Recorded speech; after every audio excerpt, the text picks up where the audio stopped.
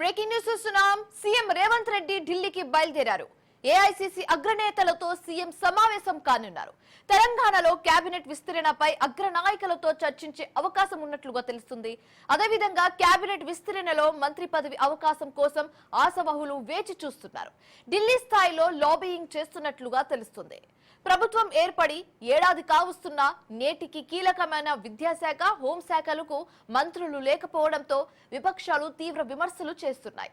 ఇప్పటికే పలుమార్లు ఢిల్లీకి వెళ్లిన కేబినెట్ విస్తరణ కొలిక్కి రాకపోవడంతో ఈ దఫా ఢిల్లీ పర్యటనలో అయినా మంత్రివర్గ విస్తరణపై క్లారిటీ వస్తుందా అనేది ఆసక్తికరంగా మారింది.